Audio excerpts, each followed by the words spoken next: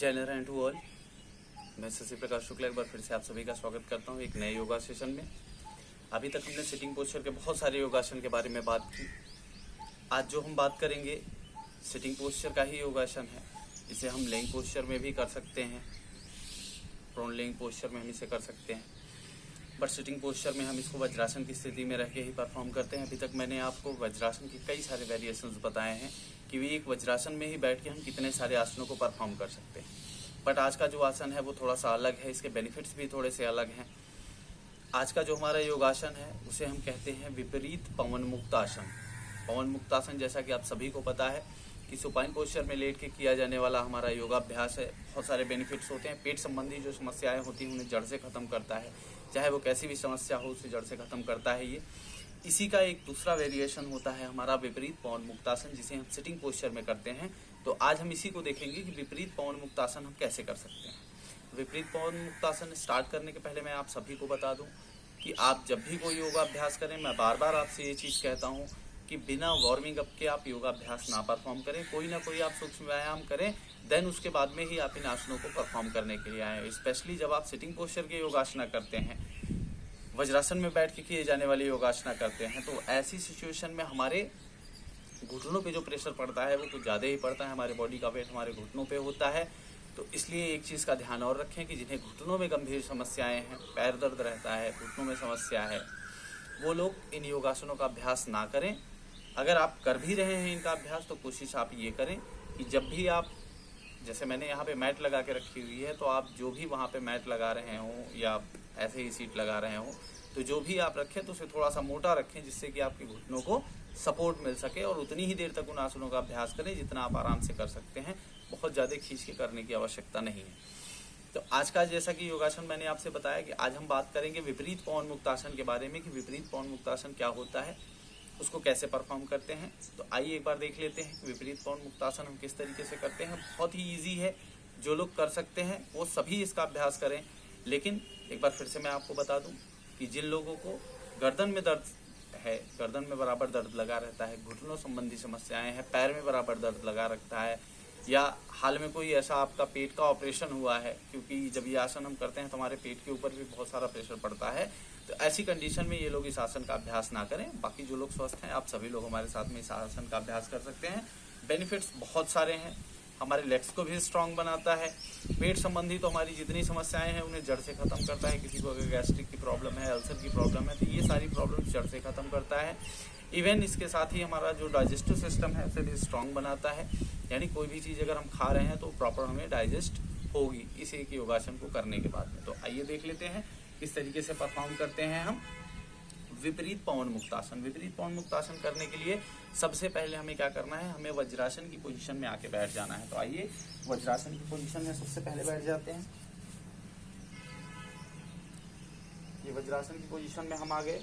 वज्रासन की पोजीशन में बैठने के बाद में हमें क्या करना है, हमें हमारे लेफ्ट लेग को पूरा पीछे की तरफ लेके जाना है।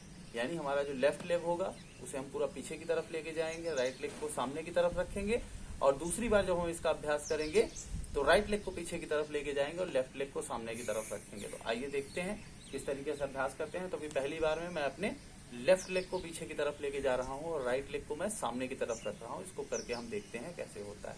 तो हम क्या करेंगे, लेफ्ट लेग को पीछे की तरफ लेके जाएंगे। तो थोड़ा सा हाथों से सपोर्ट देते हुए लेफ्ट लेग को हम पूरा पीछे की तरफ लेके जाएंगे और लेग को बिल्कुल सीधा कर लेंगे। राइट लेग को खींच के आगे की तरफ लेके आएंगे। दोनों हाथों को घुटनों के बगल में रखते हुए सर को पूरा हम घुटनों से लगा देंगे।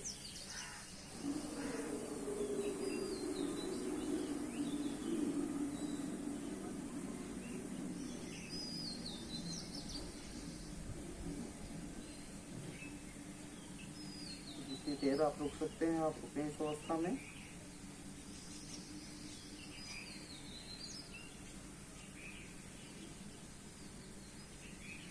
उसके बाद में धीरे धीरे हाथों का सपोर्ट देते हुए लेग्स को हम खींच के पुनः प्रारंभिक अवस्था में आएंगे, और फिर इसके बाद में हम इसी अभ्यास को दोहराएंगे अदर लेग के साथ में। यानी इस बार हम राइट लेग को पीछे की तरफ लेके जा रहे हैं। हाथों से हल्का सा सपोर्ट देने के बाद में ही आप पैरों को पीछे की तरफ लेके जाएं। बिल्कुल खींच के रखेंगे सीधा, लेग बिल्कुल हमारा सीधा रहेगा। लेफ्ट लेग सामने की तरफ, हाथों को घुटनों के पास में लाएंगे और सर को घुटने से लगा देंगे बिल्कुल।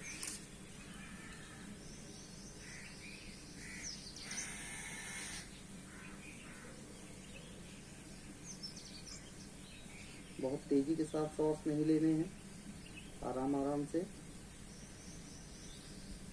Inhale, exhale, normal breathing.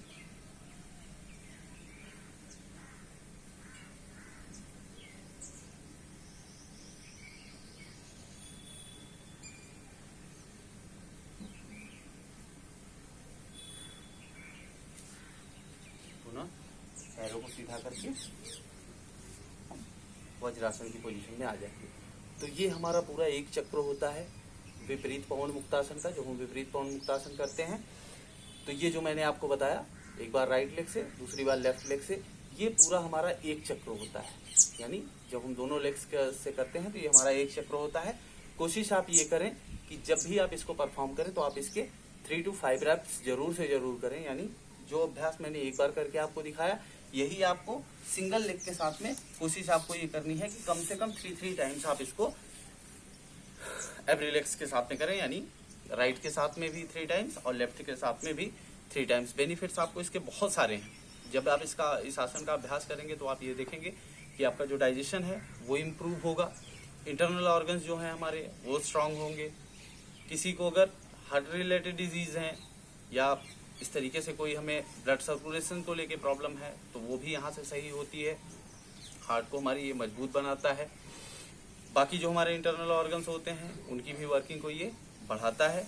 तो हम ये कह सकते हैं कि इसी एक योगासन से हमें बहुत सारे बेनिफिट्स होते हैं। इवन आप देखेंगे जब आप इस आसन को परफॉर्म करके जैसे ही आप आएंगे उसके बाद में ही आप ये रियलाइज करेंगे कि हमारे जो सर वाला एरिया है, यानी गर्दन के ऊपर का जो हिस्सा है, यहाँ पे भी आप बिल्कुल स्ट्रेस फ्री फील करेंगे। यानी कहने का मतलब ये है कि इससे हमारी आंखों की जो रोशनी होती है उसमें भी बहुत अच्छा खासा हमें इम्प्रूवमेंट होता है। यानी हम अपनी आंखों की रोशनी को भी बनाए रख सकते हैं। इसके साथ ही जो लोग काफ़ी देर तक बैठ के काम करते हैं वो लोग अगर इसका रेगुलर अभ्यास करेंगे तो वो भी इन फ्यूचर होने वाले आपके जो कमर दर्द होता है या आपका गर्दन का दर्द होता है उससे हम छुटकारा पा सकते हैं। तो हम ये कहें कि इस एक योगासन को करने के हमें बहुत सारे बेनिफिट्स होते हैं और जब रेगुलर हम इसका अभ्यास करते हैं तो ये बेनिफिट्स हमें और भी ज़्यादा अच्छे तरीके से मिलते हैं। तो आज के योगा सेशन में हमने बात की विपरीत पवन मुक्तासन के बारे में। तो आप सभी लोग जो लोग स्वस्थ हैं विपरीत पवन मुक्तासन का अभ्यास करें। लेकिन एक बार फिर से मैं बता दूं कि जिन लोगों को घुटने संबंधी समस्याएं हैं, कमर में दर्द रहता है, वो लोग इसका अभ्यास ना करें तो उनके लिए सही होगा। बट अगर आप करना चाहते हैं इसका अभ्यास, जिन लोगों को गंभीर समस्याएं नहीं है, अगर आप इसका अभ्यास करना चाहते हैं तो जब भी आप जिस भी आसन पे बैठ के योगासन परफॉर्म कर रहे हैं तो कोशिश आप ये करें कि आपके घुटनों के पास में कुछ ऐसी चीज़ हो जो कि आपके घुटनों को सपोर्ट कर सके। तो आज के योगा सेशन में इतना ही। कल फिर आपसे मुलाकात होगी एक नए योगा सेशन में, एक नए योगा के साथ में। तब तक के लिए अच्छा खाइए, स्वस्थ रहिए, योग करते रहिए। जय नारायण।